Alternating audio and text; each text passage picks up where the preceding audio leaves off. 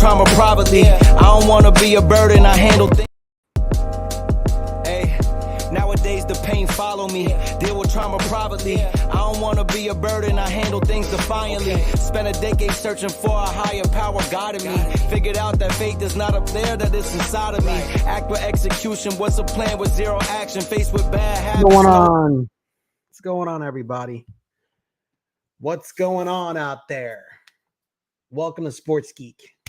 I'm glad you guys can all join me tonight. A lot of craziness going on in Yankeeville. Craziness going on out there.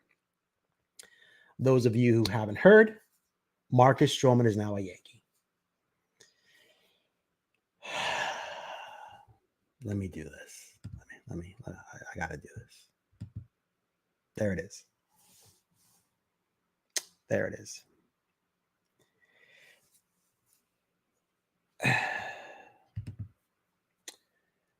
I have nothing against Marcus Stroman. Nothing. Not one bit. When that guy is on, he's filthy. He's got command. He can pinpoint pitches, which is why he gets a lot of ground balls. I mean, he's nasty. He's vicious. But let's not mix words here. He can be an asshole. I mean, I could be an asshole, but he's a straight up asshole. I don't know if it's a lack of maturity. Maybe he's changed. I have no idea. Let me start.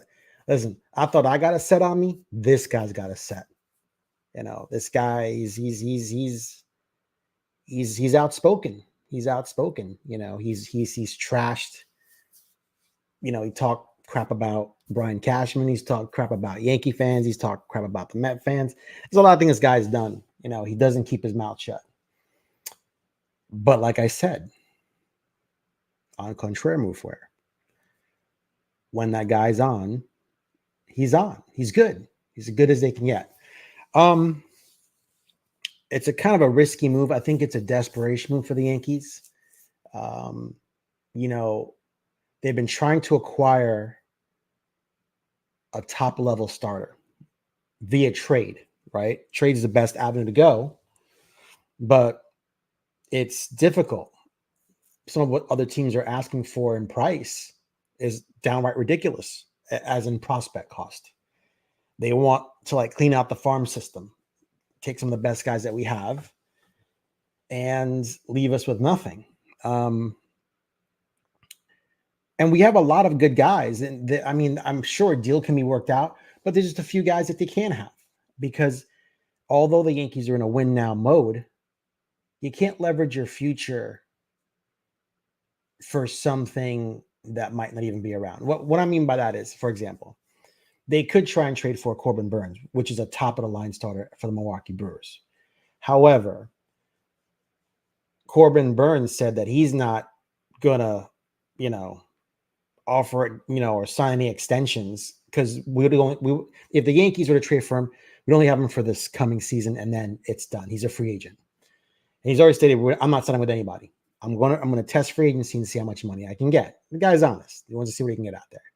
So why would you give up 3 or 4 prospects, top level prospects, for a guy that you know probably won't sign with you? Maybe he will. Maybe he'll like the Yankees. Maybe he'll go, wow, this is a pretty cool place. What am I thinking? Who knows? You never know. But he's come out and said he's not going to sign. So to me, that's a dangerous gamble, as good as he is. Would love to have him. I don't know. Another name that isn't really being floated around too much would be Luis Castillo. Yankees won him back in the day when he was with the Reds. Seattle's got him. I'm not sure if Seattle wants to move him. He's got a really good deal with Seattle right now, about $24 million a year for the next 5 or 6 years, something like that. That'd be a good move if we could pull off something for that. But once again, the ask from Seattle is going to be ridiculous. Probably 4 or 5 top prospects, you know, about your top 20, 4 or 5 of your top 20. So once again, you're leveraging your future for the win now aspect. Luis Castillo would be a great addition, or a Corbin Burnes. The other name that's being talked about there, that's being talked about is Dylan Cease. Dylan Cease is a young pitcher for the Chicago White Sox. I think he's 26, 27 years old, something like that. Or it could be 28, I believe. And, you know, he's healthy, right? He takes the ball 30 plus starts a year in the past 3 years. That's good. That's reliability. The Yankees don't have that reliability amongst most of their starters. Half their starters are always injured, which forces them to bring up guys from AAA to pitch, and it puts a lot of stress on everybody. Anyway, there's that. But once again, the ask from the White Sox is they want Spencer Jones. You know, that's our future center fielder. Ain't gonna happen. Spencer Jones can also play first base. Spencer Jones is 6'6". He's like the left-handed hitting version of Aaron Judge. Let me stop. He's not Aaron Judge. Aaron Judge hits for power. Spencer Jones can hit for power, but he also hits for average, for like line drives. You want that. Guy's super athletic, super great defender. I could see him patrolling the depths of Yankee Stadium for years to come at an affordable and controllable price. You can't give that guy up. You just can't. I know he's a prospect. I hate prospect hugging, but who do you replace him with? Right? Even if he just becomes an average outfielder hitting 250 and he's just in a fielder, that's good enough. With the defense he's going to offer and his baseball IQ is pretty high, you know, no, I'd be happy with that just on the defensive level alone. So, you know, they want a lot of guys. They want Chase Hampton. That's another pitcher in the minors. He's got filthy stuff. We can't give him up either. Sorry. There's other pitchers we can give up. Henry Lane, I think he's like 6'7", 6'8". Looks like Randy Johnson, lefty, throwing vicious gas with control. With control. You know, Chase Hampton's got control as well. I mean, can dominate. So I don't know what we're gonna do with the Yankees signing Marcus Stroman. I hear a lot of people out there, a lot of other content creators talking about, oh, this is it. They're not signing anybody else. Dude, let me tell you something. Brian Cashman always has a plan. Always has a plan. I wouldn't be surprised if Cashman sign Stroman as a depth piece. Maybe he's the number 3, number 4 starter, right? And I say we package something like, say, a Nestor Cortez or maybe a Clark Schmidt. I'd rather give up Nestor. A Nestor Cortez, Oswald Peraza. That's a young shortstop that we're not even utilizing right now. It's just wasting away.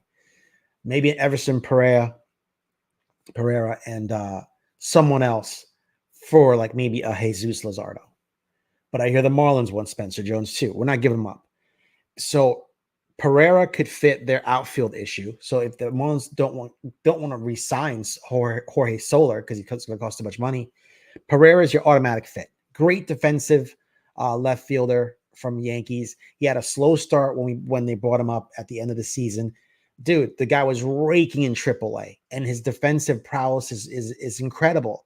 So he struggled at the major league level. Who doesn't? 100 at bats doesn't dictate who a guy is. It just doesn't. It's too small of a sample size. But people are saying like, oh yeah, he couldn't hit. Yeah, who hasn't struggled at the major league level when they get called up? Aaron Judge struggled for like 200 at bats before he started hitting. You know, so you're going to judge a guy on 100. You're going to judge Everson on 100 at bats. Like, get out of here, dude. Like, people have lost their minds lately on how they're evaluating talent. But I think like a trade package piece of, I'd say, Everson Pereira, Oswald Peraza, you know, even the Ben Rice, you know, a Ben Rortvet, the Marlins do need catching, and a Clayton Beater, and maybe do a 5-for-1 for Jesus Luzardo. You know, I'd be fine with that. We don't have to get Dylan Cease or Blake Snell. And then once there's free agents next year coming off, like Corbin Burns will be a free agent. You know, Walker Buehler. There's a bunch coming available next year. So I think they're kind of shy about Blake Snell. I think if they can package something, or I think Ben Sherrington is good friends. He's the GM of the Pittsburgh Pirates. I think he's good friends with Cashman. If we could put a package together, if they would say let Mitch Keller go, young, hard throwing, starting rotation guy, for a 4-for-1, if they can package and they get a pitcher back to replace a pitcher, and then some rookie prospects, maybe there's something going on that's cooking.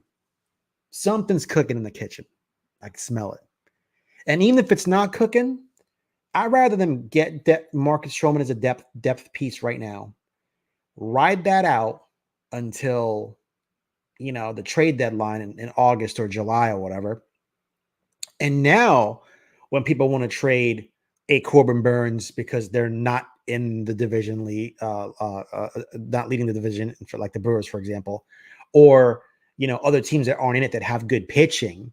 Now it's like, well, wait, you can't ask me for Spencer Jones now. I got this guy on a 2-month rental. Before, when I was asking, to trade, I was getting him at the start of the season. Now it's a 2-month rental. Spencer Jones is off. So pick 3 of the guys you want and let's go. Those talks are over. This is a new deal. You had your opportunity. But so there's something going on here. I don't think this is the last ad. I do think there's more to it.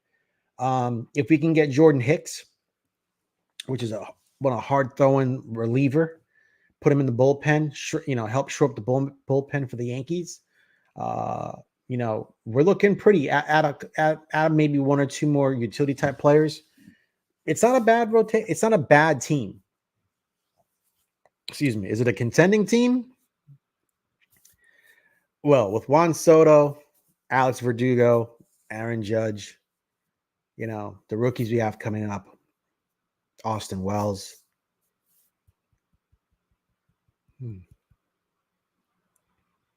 And there's others in AAA as well.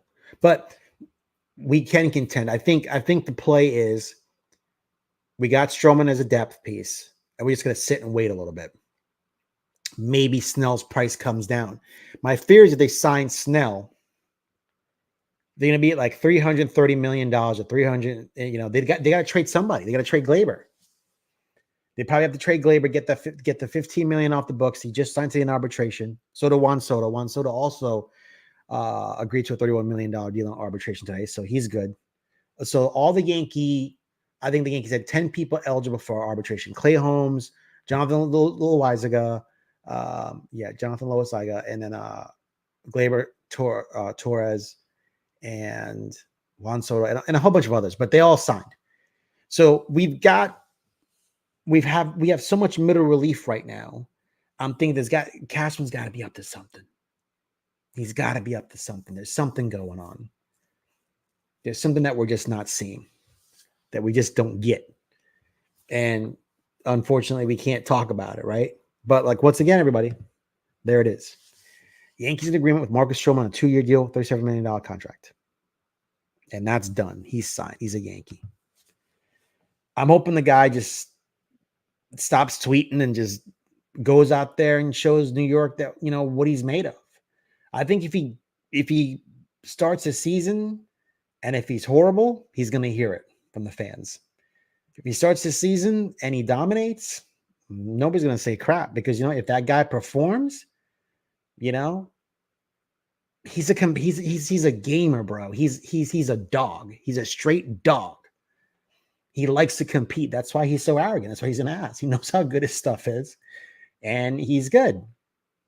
And, when you're good, you're good. You can't fault anyone for that. It's a confidence can be sometimes misconstrued as arrogance. I get it. When I was in college and I did radio, I knew I was good. I had an audience, and, my performance portrayed that confidence.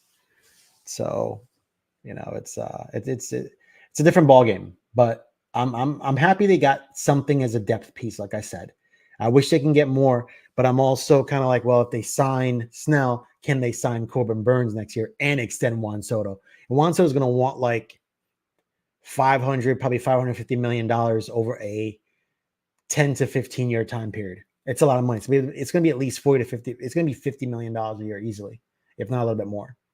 So the Yankees can do it. They make money. I wouldn't worry about that. But it's just when you start strapping yourself with all these big, heavy contracts, eventually can become detrimental, especially if they're not the right contract. Because people are saying, well, why can't, if Snell wants 200 million, they were willing to give Yamamoto 300. Stop your bullshit. Stop your bullshit. Sick of it. They're willing to give Yamamoto $300 million because he's 25 years old. I think Snell's like 31. It's a whole different ballgame. You're going to get so from Yamamoto from 25 to 35, 10 years. Okay, we're good. You're only going to start wasting some of that money at age 34, maybe 35. You're not going to waste that money. But if you give some guy a 5 or 6 year deal at age 32, by the time he's 34, 35, you're eating 2 years of that contract. It's just not going to, you're not going to make up for it. These guys aren't Justin Verlander. They're not, they're not going to pitch that well into their 40s or however whatever that fossil Verlander is. I don't know. I don't know. This guy's gonna be pitching from the grave. He's that good. So, I think Soto's extension. I think if he plays well, if Cole and Judge and the team treat him well, maybe he goes to his agent and says, "Listen, man, I like being here. They want to give me 500 or 525 or 550. I'm good. I don't need to hear about from any other teams. I like it here. I want to be a Yankee for life. I want to build my legacy as a Yankee and stay here." And he can say that to Scott Boras. A lot of people, I think people get the interpretation that the agent controls everything. The reality is the agent works for the player.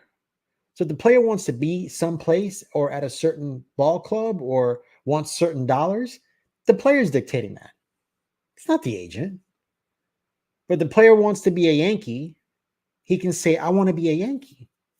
The Yankees say, "We want him here too. We'd love to have him, but our budget is, we can't go over 550 because it's going to stifle our growth." When he walked away from Washington for 440 for 14. So if we give him 550 for 15, is he good? It's 100 million more. What more does he want? He's not a two-way player. He can't get Shohei Ohtani money. No one's worth that money. They're not. I don't think any professional athlete is worth over $300 million. I just don't. Nothing against them. They deserve every penny that they get because it's tough. Sports can be dangerous. They can get injured and their career is over. And then what do? I get that. But at the cost of what the fans have to pay, because it all gets trickled down somewhere. Somebody's paying for that. At that cost, it becomes ridiculous as to, hey, parking is $40, $50, popcorn's $20, beer's $20, t-shirts are $40, $50. I remember when I was a kid, t-shirts would be like $10, $15. I mean, ridiculous. You want a polo, it's $100. I mean, it gets ridiculously out of control. And there's no reason why, even after taxes, you making $200 million, your life isn't set. Even after you tax that, you're set because you're going to take some of that money. That's just your baseball salary or your football salary or basketball salary. You got endorsements. You got video games. You got Wheaties. Come on, man. Gatorade. Come on, man. Gillette. Amex. Come on, dude. Seriously? Come on, my man. Jeez. Oh, this show is dedicated to my guy, G Money, a.k.a. Grable. I killed myself. But no, I'm going to take your idea. I'm going to do a show about CC, talk about that loyalty. I just have to figure out how I want to kind of get the graphics and everything together. I'm still learning how to use this stuff. But it's a great idea. But yeah, it's this show's from my man, G Money over there, always doing his thing over in O-Town, cooking up his chicken and potatoes. So anyway, I don't have much more to say. People need to calm down. Fans need to calm down. Calm down. Please calm down. Stroman's a Yankee. There's nothing we can do it. The ink's probably, I'm not sure if the ink's dry, but the physical still has to be, taken. But he's a Yankee. When that guy's good, he's good. We have nothing to worry about. he could probably give us maybe 150 innings tops if he's healthy. It's fine. It's going to eat up some innings.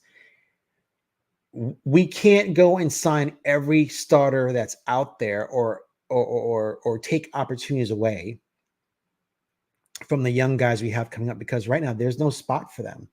They're the 6th and 7th starter or spot starters during the season if somebody goes down. So there are guys coming up. We got to be patient. It's all good. Cashman must have a plan. And I like I said, I wouldn't be surprised to see Nestor Cortez go. And, there's just, and I'm fine with that. If we can get a lefty to replace a lefty, that works out. That works out perfect. So, yeah, that's it. Stroman to the Yanks. 2 years, $37 million. That's not a bad deal. If you break down the AAV, it's like 18 million or so, a little bit over that, but it's not a bad deal. And so to reiterate a little bit more about Stroman, he was mad and caused all these problems with the Yankee fans and the Yankees because he wanted to be traded to the Yankees. So, and he had a picture of him when he was a kid, and he had a Yankee shirt on. And, I guess they traded him to the Mets instead. And I guess he was upset that the Yankees, I guess, didn't inquire about him or the trade didn't go through. And then Brian Cashman said, well, I didn't think he's going to be that impact of a player. So, we let him go to the Mets. And that's what set him off. But I mean, this guy opted out of his contract with the Chicago Cubs. So I think he had like a guaranteed 3-year contract, 3 years left on his contract at over $21 or $22 million a year. He opted out because it was an opt-out. And he became a free agent over the winter, obviously. And the Yankees signed him for $18 million, which I think is great. It's a great AAV compared to some of the other pitchers I see that pitch like dog shit, and they're getting, $20 million a year. Ridiculous. Or haven't even pitched at all, and they're getting 16. It just doesn't make any sense. But I think it's a good, AAV value. And I think, like I said, when that guy's on, he's on. He's a killer. He's a killer. His stuff's filthy. This show is also brought to you by Double Back Comics. www.doublebackcomics.com. Check it out. You want comic books, collectibles, baseball cards, basketball cards, slabs. Double Back Comics got you covered. If you miss something, you can always double back.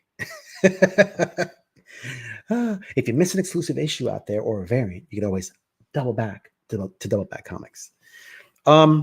So yeah, I'm not gonna stay on too late. I gotta get up and do some things in the morning, like work.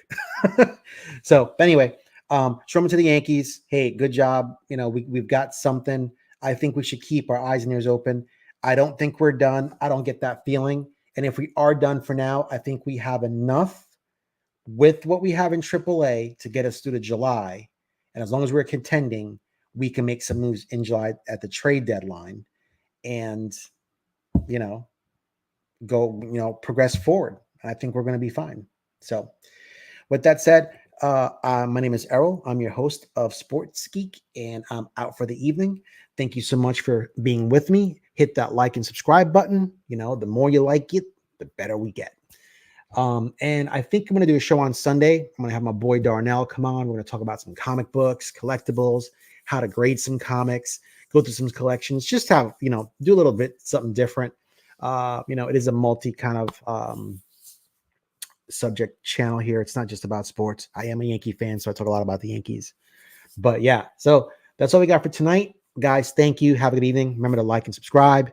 Appreciate you. Love you. Have a good night, everybody. Hey, nowadays the pain follow me. Deal with trauma privately. I don't want to be a burden. I handle things.